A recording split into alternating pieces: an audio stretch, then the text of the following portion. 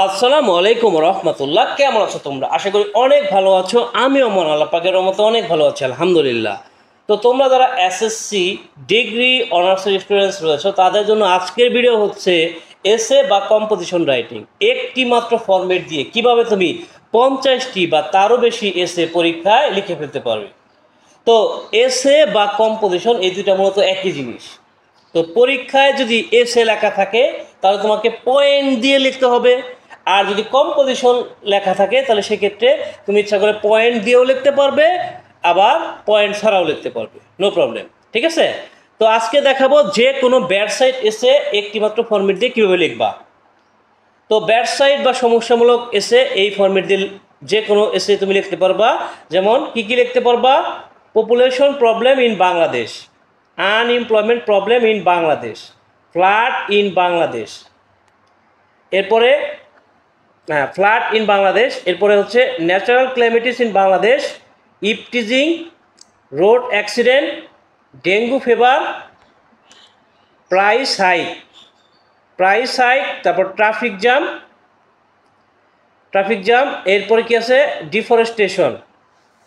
আচ্ছা, এরপর আছে gender discrimination, drug addiction, dowry system, environment pollution, water pollution, women discrimination, greenhouse effect, climate change, global warming, COVID-19.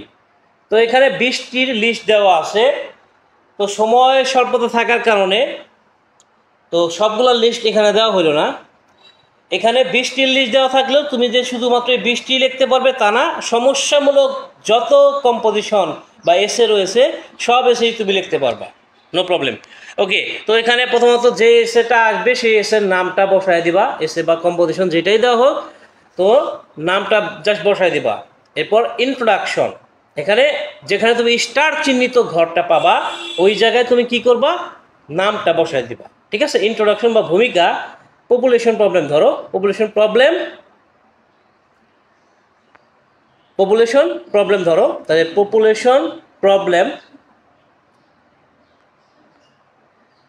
Problem has become a common affair in our life. অর্থাৎ জনসংখ্যা সমস্যা আমাদের জীবনে একটি সাধারণ বিষয় হয়েছে। It does not result in good thing in our life. এটি আমাদের জীবনে ভালো কিছু বয়ে নিয়ে আসে না। It is increasing day by day, এটি দিনে দিনে বেড়ে যাচ্ছে। It creates other concerns too, এটি অন্যান্য উদ্বিগ্নতাও সৃষ্টি করে। ইট is going to out of control now, এটি এখন নিয়ন্ত্রণের বাইরে। এরপরে পরবর্তী যে পয়েন্ট সেটা হচ্ছে পপুলেশন প্রবলেম কনসার্ন, অর্থাৎ জনসংখ্যার সমস্যা উদ্বিগ্নতা। Population problem is a great concern, জনসংখ্যা সমস্যা একটা বিশাল উদ্বিগ্নতা। It is a big problem, এটি একটা বড় সমস্যা। But none comes forward to solve it, কিন্তু কেউ এটা সমাধানে এগিয়ে আসে না। এভরিডে, প্রতিদিন, the dailies publish news on it, দৈনন্দিনগুলো মানে পত্রিকাগুলো এ নিয়ে সংবাদ প্রচার করে।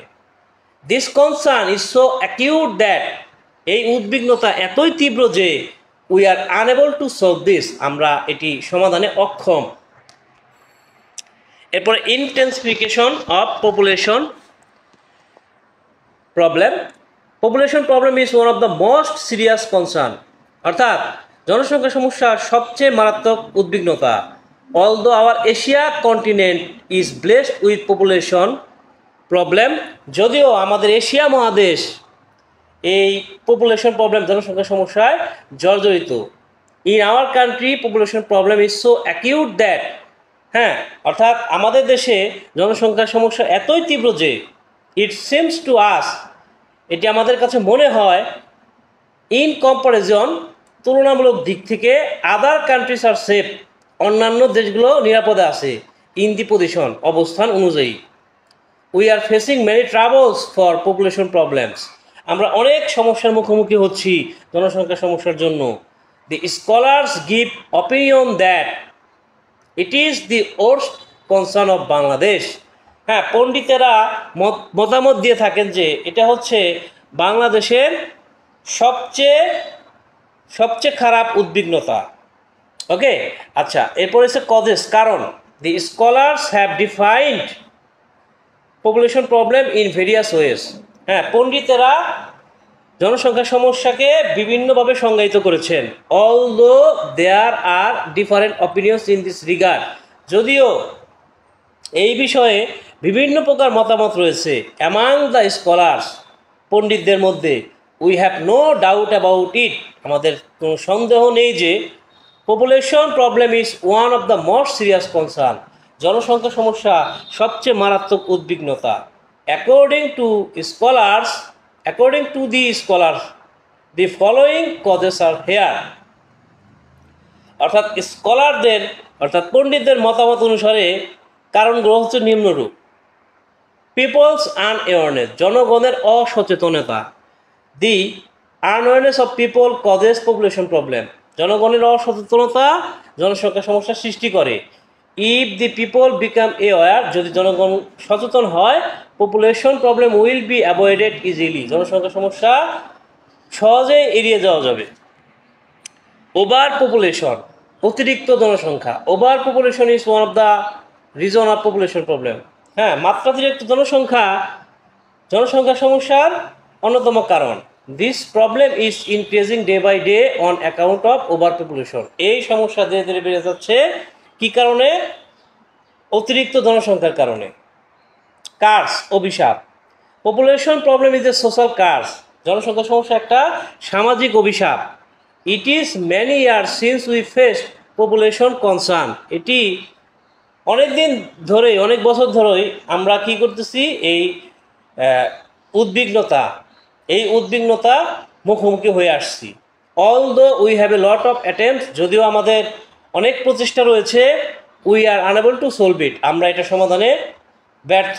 That is why it seems to us population problem is a curse, এই কারণে আমাদের কাছে মনে হয় যে এটি একটি অভিশাপ। Effects, the effects of population problem does not result in good things at all, অর্থাৎ পপুলেশন যে প্রতিক্রিয়া, হ্যাঁ, পপুলেশন এর প্রতিক্রিয়া মোটেও ভালো কিছু বয়ে নিয়ে আসে না, জনসংখ্যা সমস্যার প্রতিক্রিয়া মোটেও ভালো কিছু বয়ে নিয়ে আসে না।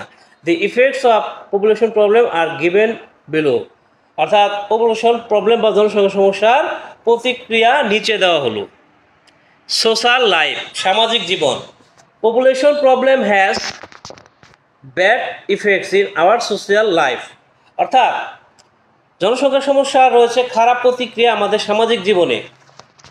Hour social progress can not go for it, আমাদের সামাজিক উন্নতি এর জন্য চলতে পারে না।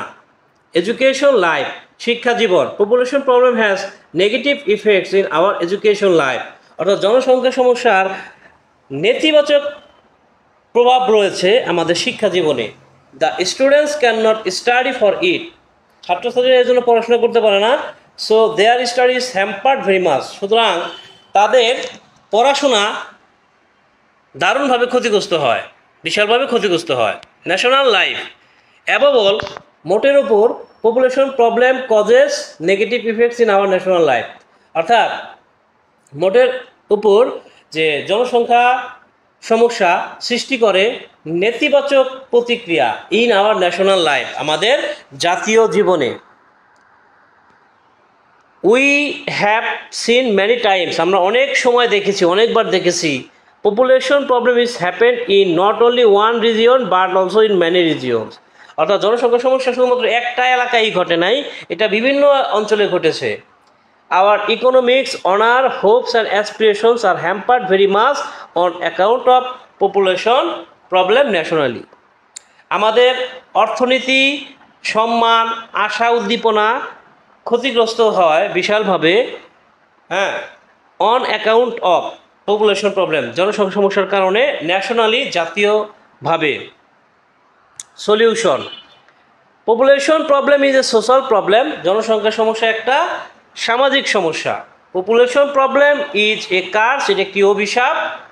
It is so acute that we are fear of solving population problem, এটা এতই তীব্র যে আমরা এটা সমাধান করতে ভয় পাই।